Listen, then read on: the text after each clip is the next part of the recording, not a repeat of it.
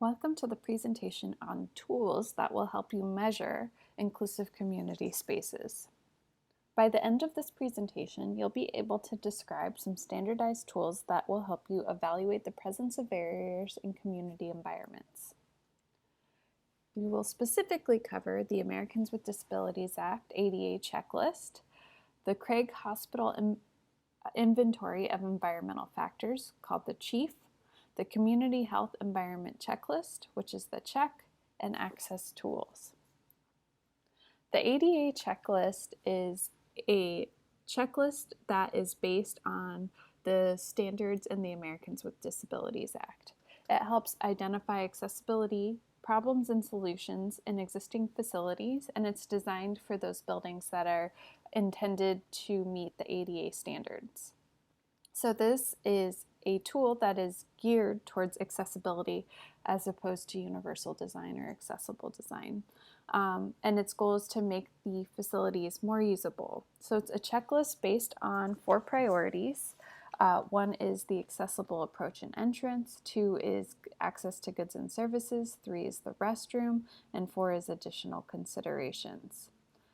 So when you administer this assessment, you'll see little images like you would in the standards for accessible design from the ADA, and it will ask about things like the height of the toilet paper dispenser, height of the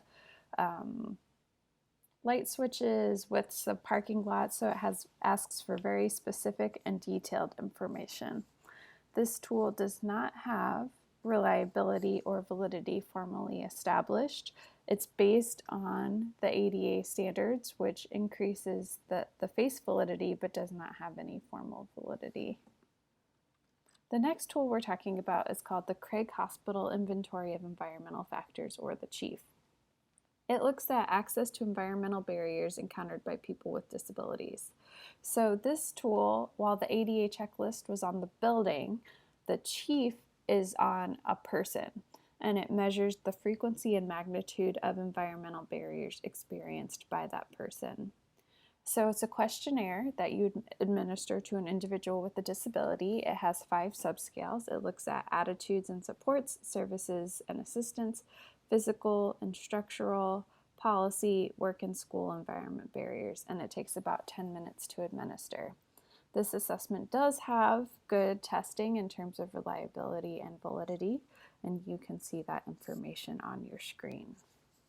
So this is a good tool if you are interested in how the environment is affecting a specific person with a disability.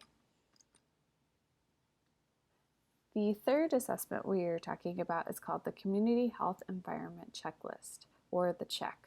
So the goal is to evaluate environmental barriers. This tool is another tool that evaluates the building, and this tool is specifically for people with mobility impairments, and it is not for people with other disabilities.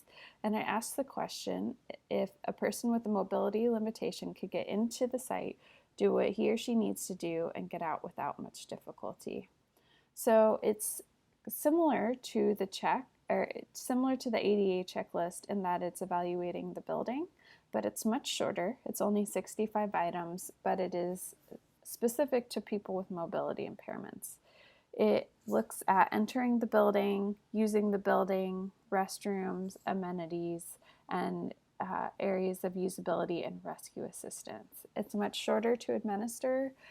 It says 10 to 90 minutes, but typically a typical building would require administration time of probably 10 to 20 minutes. There is reliability established for this tool, but the validity is still pending. The final tool we're talking about today is called Access Tools. It is another assessment. It evaluates the building, and it looks at environmental barriers from the perspective of people with disabilities. And so that includes many people with disabilities, like people with visual impairment, people with hearing impairment, wheelchair users, etc. So it's similar to the ADA checklist in that regard. This is the only tool that we're talking about that is an app-based assessment tool. The rest of the tools are all pen and paper based. It's an objective measure and it looks at different aspects of the building, including parking and exterior signage, main entrances and exterior doorways, reception and general information, indoor routes, stairs and elevators, seating, restrooms, interior doorways, and specialty features. This is while the tool uses the app, it makes things faster, but it evaluates more information. So it is more time than the check, but less time than the ADA checklist.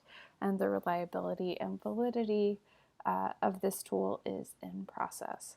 So those are the 4 tools that we talked about today: Access Tools, the Community Health Environment Checklist, the Craig Hospital Inventory of Environmental Factors, and the ADA checklist.